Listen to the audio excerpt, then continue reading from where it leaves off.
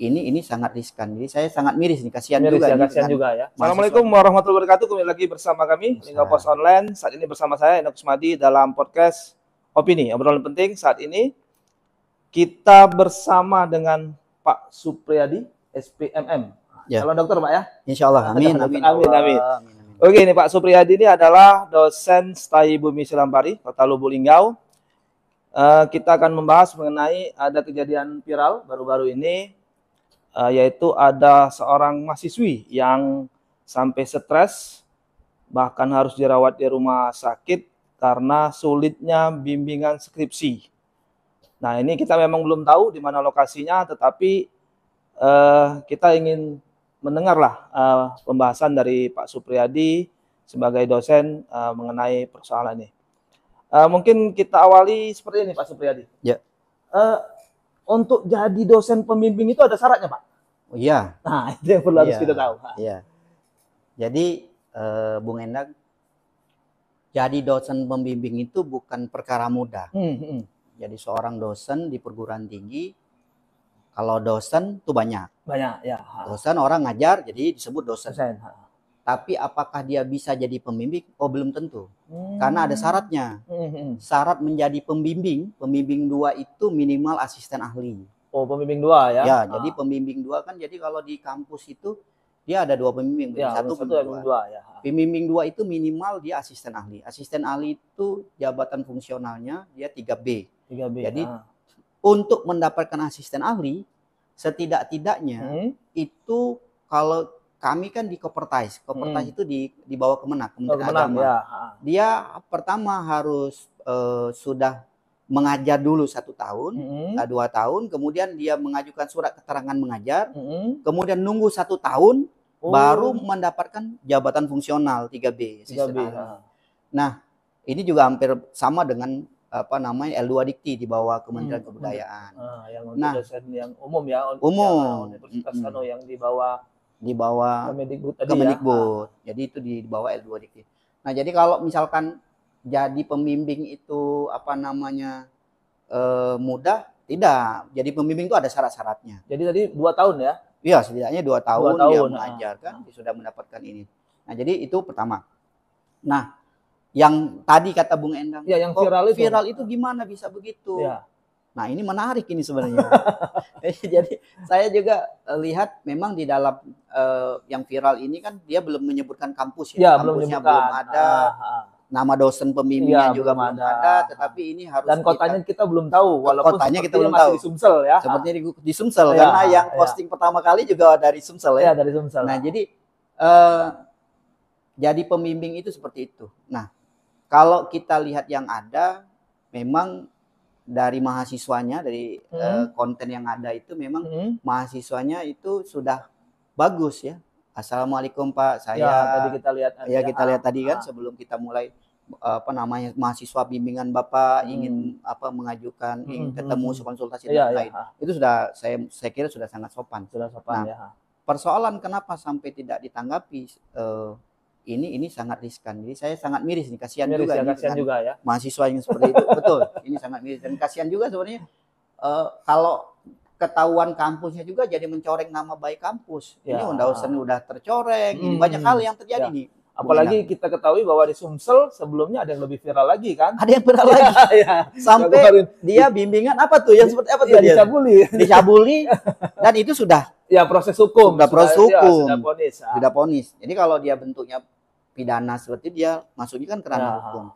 Nah, bagaimana konteksnya kalau kita bicarakan tentang pembimbing ini tadi sebenarnya jadi pembimbing itu susah ya. Kalau misalkan dosen itu sudah diamanahkan jadi pembimbing, harusnya bersyukur. Bersyukur dia sudah dapat, berarti nilainya udah tambah nih. Artinya ada yang sudah spesial lah maksudnya. Spesial sekali. Jadi karena begini, Bung. Di Tridharma perguruan tinggi itu ada 3 hal. Pertama adalah pendidikan dan pengajaran. Nah, skupnya menjadi dosen pembimbing itu di pendidikan pengajaran. Yang kedua, tugas seorang dosen itu adalah menjadi peneliti atau membuat penelitian sosial. Yang ketiga, pengabdian masyarakat. Nah, tapi konteks besarnya adalah ketika kita bicara tentang dosen, berarti dia pendidikan dan pengajaran. Nah, Itu lebih gitu. lebih lebih Ya, yang lebih fokus ke situ. Fokus ke situ. Karena kalau penelitian dia cukup 1 kali dalam 1 tahun ajaran itu dia cukup 1 kali penelitian. Kemudian pengabdian masyarakat juga cukup 1 kali. Cukup 1 kali. Ya, jadi kalau kami misalkan di kampus seperti ini bagian dari pengabdian masyarakat nih. Jadi diundang, diminta opini seperti ini bagian edukasi dari memberikan edukasi kepada masyarakat. Nah, ini bagian sudah kerja kami sebagai akademisi. Nah, itu yang pertama. Pasti sesama dosen Pak Supri merasa miris lah dengan kondisi. Ya. Oke, kita akan lanjutkan setelah ini tetap di Lingga Pos Online. Yang lagi viral ini kan ternyata tidak ada respon dari pembimbingnya. Bersama kami di Lingga Pos Online. Saat ini kita masih bersama Pak Supriyadi, SPMM, dosen STAI Bumi Selampari. Kita masih membahas soal kejadian viral, mahasiswi yang harus masuk rumah sakit karena sulit untuk bimbingan skripsi. Pak Supri, ya, mungkin ada nggak Pak solusi? Atau karena Pak Supri kan pernah juga bimbing kan, seperti itu. Mungkin sebaiknya bagaimana nih solusinya? Jadi solusinya ini pertama, untuk mahasiswa nih, pesan untuk mahasiswa. Sebenarnya kasus ini berlaku juga barangkali di mahasiswa S1, juga S2, juga S3. Ya. Karena S3 mungkin ya Pak Supri S3 sekarang, iya, S3. Itu agak repot juga tuh kan. Nah, jadi pertama yang kita lakukan adalah mencoba untuk berkomunikasi dengan dosen pembimbing itu. Jadi cara berkomunikasi tadi dengan sekarang sudah canggih kan, via WA, telepon. Dan itu sopan Pak untuk zaman sekarang ya? Untuk zaman sekarang saya kira kategorinya sopan. Sudah sopan. Asalkan ya kata-katanya jangan, bro saya mau bimbingan bro, nggak bisa gitu kan. Ya, seperti itu. Jadi kalau dia misalkan, assalamualaikum Pak, izin Pak saya Supriyadi, saya mahasiswa bimbingan Bapak, ingin menghadap, kira-kira Bapak punya waktu kapan? Oh seperti itu. Bisa seperti itu. Ya, karena zamannya memang sudah zaman digital. Ya sekarang kita sudah kan, wajar. Memang harus ikuti zaman ya. Teknologi ya. Nah, jadi yang pertama adalah itu tadi. Kita harus coba dulu. Karena tidak bisa juga mentang-mentang ada kejadian ini jadi semuanya digeneralisir ya, boleh. Ya. Karena kan ada juga yang memang dosennya justru yang proaktif. Kau sudah bimbingan belum? Oh, malah dosennya. Dosennya dosennya yang dia proaktif, yang nanyain dan lain sebagainya. Jadi yang pertama mahasiswa itu harus berkomunikasi awal. Tetapi kalau misalkan sudah ditunggu, tidak ada jawaban, tidak ada respon, ini kita lihat nih ya, kalau kejadian yang lagi viral ini kan ternyata tidak ada respon dari pembimbingnya. Ya. Mestinya atau lebih baik adalah mahasiswa itu menghadap program studi, ketua jurusan. Oh, ketua program studi. Prodi. Jadi menghadap ketua prodi, kemudian menyampaikan. Menyampaikan. Karena ini kan dosen pembimbing ini kan yang menentukannya kan ketua prodi. Oh, ketua prodi, Pak. Ya. Yang milihnya kan ketua prodi. Nanti SK-nya adalah SK dari perguruan tinggi. Jadi bisa rektor, ketua dan lain sebagainya. Nah, jadi kita sebagai mahasiswa sampaikan kendala kita, kalau bapaknya atau ibunya nggak bisa ditemui, ya jangan sampai ini menghambat. Ini persoalannya kalau menghambat kan SPP bayar lagi nih. Ya, SPP apalagi misalnya sampai semester depan. Semester depan ini kalau 6 bulan, jadi kan 6 bulan, 6 bulan. Berarti 1 semester habis, bayar lagi. Ini bapaknya gimana nanti mau bayar orang tuanya, membayar orang tua. Kan rugi kalau dalam perspektif ininya kan keluarganya. Sudah waktu habis, duit habis kan ini jadi persoalan. Jadi memang itu harus melapor, memberitahu kepada prodi, program studi. Memberitahu ini pun sebenarnya kalau saya ya jadi mahasiswa itu harus ada 2 hal yang dilakukan. Pertama adalah dengan lisan, yang kedua dengan tertulis. Nah, ini fakta hukum. Soalnya kan kita kan begini ya, perguruan tinggi ini mahasiswa ini kita harus sudah menggunakan pendidikan pendidikan Merdeka Belajar. Iya, Merdeka Belajar. Pendidikan orang dewasa. Jadi kita harus punya benar sudah melapor gitu. Oh, bukti. Kita buat tulisan. Surat kepada yang terhormat, kepada ketua program studi. Sehubungan saya sudah melakukan komunikasi tetapi tidak direspon oleh pembimbing, maka saya mohon solusinya. Misalkan bolehkah saya mengganti pembimbing dan lain sebagainya. Jadi berikan kemudian secara lisan dan minta tanda terima. Nah, saya sarankan begitu. Jadi memang ya harus proaktif juga. Bukan cuma proaktif untuk bimbingan, tapi kita harus proaktif juga melapor ke kampus. Nah, itu mungkin berapa bulan, Pak? Kalau ini kan kita lihat Januari sampai akhirnya terakhir bulan Mei. Iya. Harus berapa bulan tuh sudah bisa melapor kalau menurut Pak Supri? Kalau menurut saya ya, kalau misalkan 3 minggu itu sudah kelamaan. Oh, 3 minggu sudah kelamaan. Ya kan kita kan baca baca atau ngirim misalnya message ini hari ini. Ya. Pagi ini Bung Endang saya mau silaturahim nih. Nggak dibaca. Mungkin jangan-jangan rusak kan ada lagi. Ya. Tapi kita kirim lagi. Mestinya juga kita kirim, besoknya kirim lagi gitu kan. Ternyata belum direspon, barangkali itu kan dipegang anaknya. Kan ada hal-hal yang kita juga tidak bisa hari ini ngirim, sekarang ngirim minta dibalas oleh dosen. Maka nggak mungkin begitu juga kan. Sama-sama punya waktu dan punya kesempatan. Nah, kemudian setelah ini misalkan kalau seminggu udah nggak bisa, barangkali langkahnya kita datengin ya. Datengin rumahnya, Pak izin silaturahim karena lewat WA kemarin barangkali nomor saya atau nomor Bapak kita nggak tahu kan, barangkali hilang atau gimana ya. Dosen juga hilang. Jadi ditemui, kalau memang tidak bisa, saya kira 1 bulan dari itu sudah bisa dilaporkan. Dikomunikasikan. Dikomunikasikan artinya kalau misalnya sudah di ketua prodi kan bisa tahu apakah seperti tadi kan, apakah diganti? Harus diganti. Iya. Oke. Nah mungkin saran untuk Pak Supri ini kepada mahasiswa, untuk sesama dosen nih gimana nih sarannya? Jadi begini. Memang sekarang ini rekan-rekan saya nih sebenarnya dosen baru lah.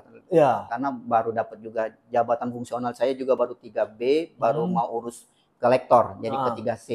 Jadi memang pola pendidikan zaman dulu dengan zaman sekarang tuh berbeda, Bung Endang. Kalau dulu zaman saya kuliah, ya Pak Supri katanya dulu juga sulit ya skripsinya. Ya, tapi saya tidak menyalahkan situasi. Jadi dulu kita kuliah juga, saya kuliahnya di Unsri, Bung. Jadi ya zaman dulu tidak bisa juga kita samakan dengan sekarang. Karena sekarang teknologi sangat mudah. Kalau dulu kan kita harus ngadep ketemu dengan dosen, kemudian kita harus. Ya karena zaman itu belum ada WA, ya belum ada. Dulu baru telepon pakai uang Rp100 celenteng gitu. Bu, assalamualaikum Bu, belum ada. SMS. Jadi ke teman-teman dosen juga barangkali sekarang kita harus ikutin zaman lah. Ikutin zaman. Kalau orang sudah menggunakan media sosial, WA dan ini, asalkan dia memang bagus, ya kita terima, welcome. Yang kedua, sekarang memang bukan zamannya lagi mempersulit, tapi mempermudah. Karena melihat mahasiswa itu adalah partner sebenarnya. Partner kita di dalam sistem pendidikan pengajaran. Jadi kalau kita menganggap itu partner, akan ada win-win solution. Kalaupun kita nggak bisa hari ini, kan bisa besok. Seperti itu. Bisa lusa dan lain sebagainya. Atau diberikan alternatif begini, Dek. Karena saya sibuk gitu, karena saya sibuk, banyak bimbingan. Kayaknya saya nggak sanggup untuk jadi pembimbing, boleh minta ke Kaprodi. Kan bisa begitu. Dosennya yang minta ganti. Iya, boleh. Boleh ya. Kan kita tidak bisa juga menyadari mahasiswa itu seperti itu semua kan. Boleh jadi mahasiswanya yang males. Ya bisa jadi. Tapi kalau kasus ini bukan mahasiswanya, karena sudah ada bukti kita ini. Ada buktinya. Nah, bisa jadi mahasiswa yang ogah-ogahan gitu kan. Bisa dosennya minta, udahlah kamu nggak usah bimbingan saya lah. Kamu capek, kamu ditunggu saya WA, telepon kamu nggak respon. Kembali. Ada itu pun. Ada. Jadi kita harus bicaranya memang apa adanya. Apa gitu. General. Oke, kita akan lanjutkan kembali bersama Pak Supriyadi setelah ini. Mungkin yang lebih bagus itu adalah apakah ada duitnya di sini. Nah, ini yang jadi masalah. Pak, dalam opini obrolan penting saat ini di Lingkopas Online masih bersama Pak Supriyadi. Oke, Pak. Sebenarnya di kampus itu kan ada pembagian pembimbing ya? Ya, betul. Nah, itu bagaimana Pak pembagiannya? Apakah ada yang berlebihan misalnya sehingga dosen itu nggak bisa membimbing dengan baik? Ya, ini sensitif ini sebenarnya. Jadi memang yang memiliki kewenangan untuk membagi pembimbing itu adalah program studi, ketua prodi. Ketua prodi. Jadi ketua prodi akan membagi sesuai keahliannya masing-masing. Jadi kalau untuk pembimbing 2 mungkin adalah asisten ahli 3B, kemudian untuk pembimbing 1 sudah lektor kepala atau lektor gitu. Jadi dia akan dibagi sesuai dengan jabatan fungsional masing-masing dosen.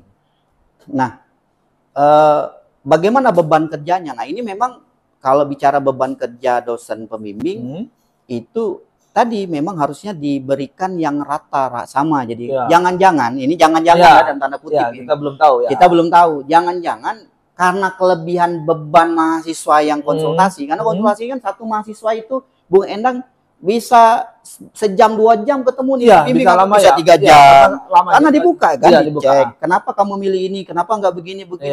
Nah, jangan-jangan satu hari maksimal membimbing skripsi barangkali di luar ngajar itu hanya 3 orang. Ternyata diberikan 10 atau 5 orang. Nah, ini kan jadi beban juga kan, barangkali melebihi kapasitas pembimbing. Jadi ini juga kita harus mengkritisi kebijakan kampus juga. Karena kan memang membimbing ini adalah pekerjaan yang harus diseriuskan, yang harus memang dilatih, mahasiswa harus diajari bagaimana dan lain sebagainya. Pertanyaan mungkin yang lebih bagus itu adalah apakah ada duitnya di sini? Nah, ini yang jadi masalah. Iya pasti.